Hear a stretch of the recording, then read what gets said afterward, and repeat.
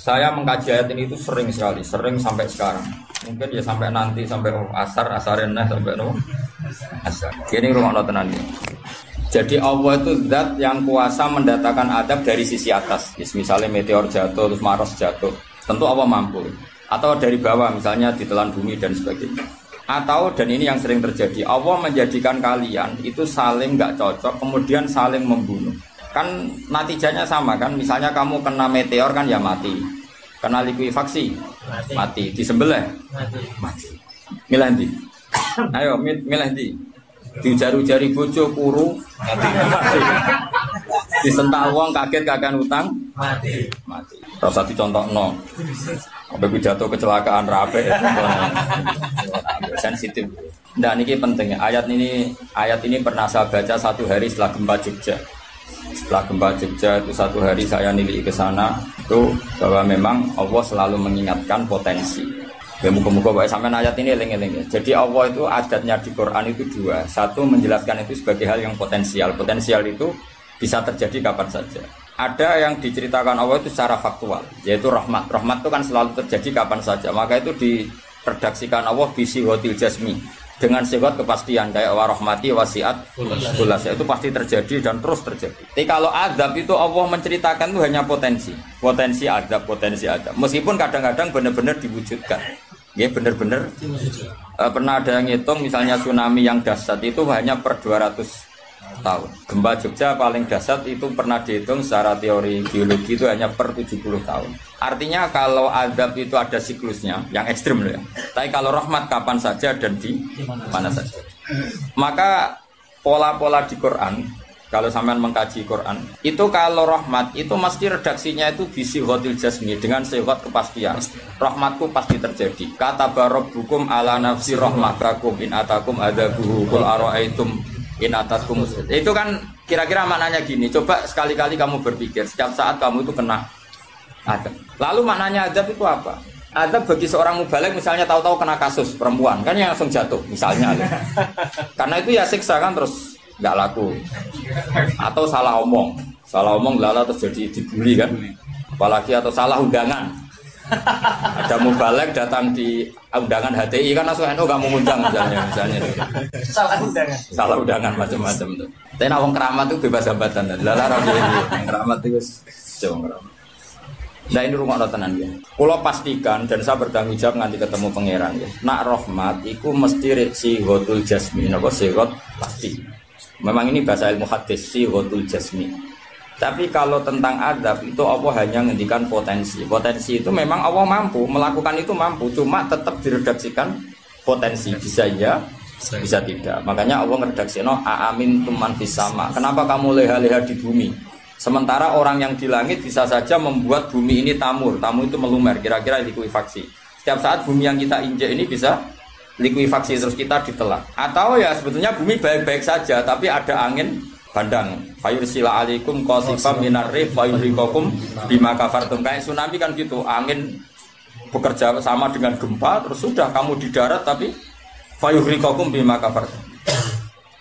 Makanya ahli gempa Jogja itu sama saya itu kagumnya bukan main. Karena tadi ketika tanya saya, Pak Bah, masalah gempa itu gimana? Saya jawab tadi. Sebenarnya Quran itu pernah gambarkan orang itu tenggelam di darat. Itu tadi fayursila alaikum qasifam minarri fayurikokum bima kafartum. Tinggal Allah melibatkan angin. Angin kan mengirimkan gelombang kamu di darat kayak kasus di Aceh tapi tetap apa? Tenggelam. Jadi justru tenggelam itu bayangan Quran yang berupa adab itu fayurikokum bima kafartum. Kamu tenggelam. Ya tentu kita ngomong potensinya saja. Kowe ora usah sok suci dengan kata bima kafartum itu urusane pangeran. Jangan udah ngajak kafir dewe. Maka ini penting ada kesadaran ahli sunnah. Kalau Allah ngendikan ya kita diam saja. Karena Allah itu ala kulli syai'in qadir bi kulli syai'in alim. Kamu tidak usah kecangkeman orang Aceh diadab karena banyak maksiat. Kowe malah goblok yang telulas. Podo-podo maksiat wong Aceh rak maksiat wong Bali. Bali le maksiat wong Hollywood. Hollywood le maksiat wong Cina malah komunis. Enggak usah ngomong gitu. Pokoknya adab itu Allah kuasa mengadab siapa saja. Tapi kita berhenti di situ, enggak usah ngomong siksa karena dosa. Karena kalau kamu ngomong dosa diperbandingkan ada daerah yang lebih dosa atau itu tidak wilayah kamu. Terus misalnya ono kisah melarat Qur'ane ra barokah. Ora usah nuduh ngono, iso wae justru melarat iku barokah, mergo ora kakean hisab nggo duwe wong. Justru pidato laris iso ora barokah, kakean nggo duwe wong. Rumah samu ora ono tanggung jawab. Kan kita tidak pernah tahu. Iya. Jelas ana walatus aluna yauma idzin anina. Semakin dapat banyak tanggung jawabnya semakin banyak. Ora iso terus keleha-leha, wah bukti ilmuku barokah laris-laris mbahmu. Tidak mesti semua di dunia itu tidak mesti semua yang sedang rezekinya banyak bisa saja hisabnya banyak. Tapi bisa saja memang barokah. Ngono bodoh ya melarat wis. Tapi sing ra di rezeki iso wae azab, iso wae ngringakno hisab. Kita kan tidak pernah tahu. Nak wali mesti ngringakno hisab. Tapi nak wali pancen ya aki-aki azab. Umume wa may takila ala makhraja wong ora tau untuk makhrajan niku wis perlu dicurigai no. Saulang lagi ya. Maka baca Quran di akhir zaman itu separuh tidak apa-apa. Ya sudah Allah itu mampu yuhrikokum. Tapi untuk orang lain tidak usah kamu tuduh bima kafartum. Karena yang kamu tuduh itu orang Islam. Tidak perlu kamu bilang tsunami aja karena orangnya dosa. Kowe itu sopo? Kok ngerti tulisan Allah Mahfud itu kalau karena ya sudah roy kita tenggelam itu saja yang kita ngerti iyanan. Tapi rasa ngerti sebab. Itu ibarat gini. Ujung-ujung misalnya bojone itu minggat. Orang mengamati, kurang opo, padahal semua balik terkenal. Ya kurang ganteng misalnya, kan enggak pernah tahu. Kita mengkonfirmasi kan enggak pernah tahu. Yang kita tahu ya minggatnya saja. Setelah itu sudah kita tidak perlu. Misalnya Aceh ada tsunami, ya sudah tsunaminya saja. Kira usah nerusno. Bima kafartum itu wilayahnya Allah. Napa? Wilayahnya Allah. Makanya Rasulullah itu kalau ditanya ada adab itu Nabi nggak pernah nerus. Ya sudah ada adab, tapi kalau mansus ya mansus misalnya kaum Lut itu mansus karena adab. Tapi kalau orang Islam kan nggak mesti adab. Bisa saja hukuman yang menjadikan malah mlebu swarga. Kalau sama nggak percaya gini, dan saya menjamin pasti saya benar dalam hal ini karena saya berdasar hadis sahih. Sama-sama adab misalnya orang tenggelam. Banyak kan orang mukmin disifati Nabi itu mati syahid. Kalau tak lawan sing darane wong Aceh iku mesti adab. Tak lawan dunia akhirat. Selain wong sombong berarti tak maca hadis. Lho coba Nabi beberapa kali ngendikan umatku sing syahid itu sekian-sekian termasuk sing mata hori kon sing mati tenggelam coba. Artinya ada bentuk hori yang justru syahid. Kecangkeman dora tahu ngaji kecangkeman. Oh tak lawan dunia akhirat. Karena sok sucinya. Sudah kita baca ayatnya berarti fayuh rikokum saja soal bima kafartum itu otoritasnya wilayahnya Allah Subhanahu wa taala. Do sok suci do cangkeman. Oh tak lawan tenan. Nek wong kum bis warga aku usul pangeran. Ampun Gusti. Niku nate ngenyek tiang sak provinsi. Sok sucinya. Lo coba ya. Banyak orang mati divonis misalnya kamu, wah iku krono adab. Ternyata Nabi ngendikan maktun wong lara weteng syahid. Gharik syahid, mahdum syahid. Orang yang mati korban, kan kita tidak pernah tahu.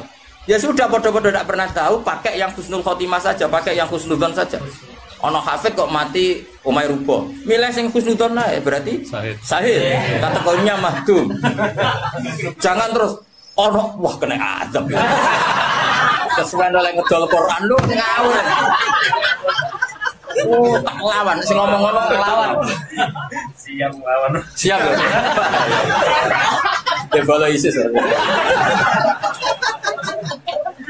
Kita asli nih, maksudnya hobinya itu kan.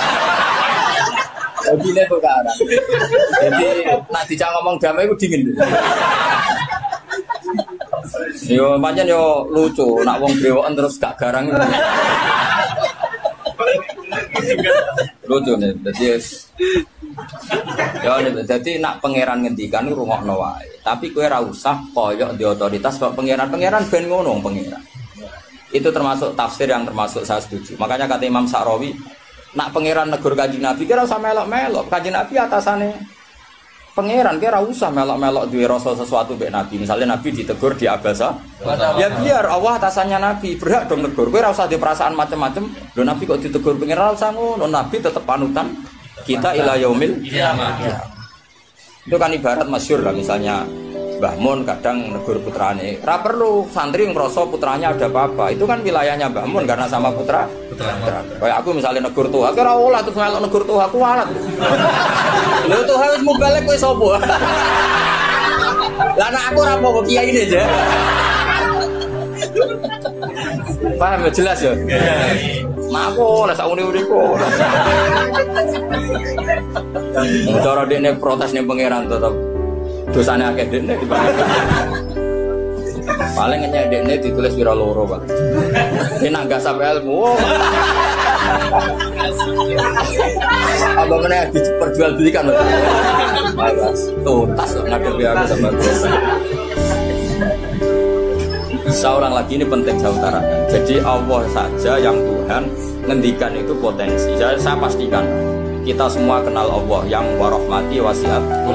Nabi berkali-kali ngendikan inna rahmati sabaqat ghadab. Sebagian riwayat bukan sabaqat, ghalabat. Setiap rahmatku pasti mengalahkan azab. Artinya gini, kalau ada potensi azab, ya kita milih itu bentuk rahmat saja dulu, karena itu yang mesti menang. Jadi paribasane aku roh munib, mati kecepet omahe paribasane. Utawa mati tiba ning WC.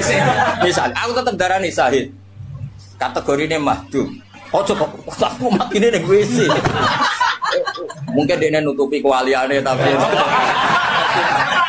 ebane mati ning apa? Ebane mati ning WC. Enggak apa-apa. Karena menduga rahmat itu lebih gampang karena Allah jelas ngendikan hadis qudsi inna rahmati ghalabat ghadab. Berarti gamane pola semua itu lebih baik kamu tafsirkan sebagai rahmat. Nah kecuali ada sorikul ayat yang mengatakan itu azab, tapi mana ada sekarang udah ada nabi. Misalnya kaum Lut kan Allah jelas-jelas ngendikan itu karena azab, ya sudah kita ikut mengatakan azab. Tapi kalau yang orang Aceh, orang mana-mana kan tidak ada ayatnya. Jelas ya? Iya. Mulane sing apik ngaji sing tenang. Loh kalau kaum Lut kan binasillah misalnya fijarata kada wa kada terus Allah ngendikan karena azab. Ya sudah kita ikut tentang kaumnya Nabi Lut. Tapi sekarang nyuwun sewu misalnya ada orang punya penyakit rumusek, kemudian dia kena azab. Ya sudah itu sanksinya Allah. Bisa saja azab ini kalau dia mukmin kafaroh betul. Memang ya azab tapi oleh Allah dihitung kafaroh dan itu hadis sahih. Tidak ada seorang mukmin yang punya dosa kecuali nanti dia kena masalah, nanti kena riu atau kesandung dari Nabi dan itu nanti jadi kafaroh.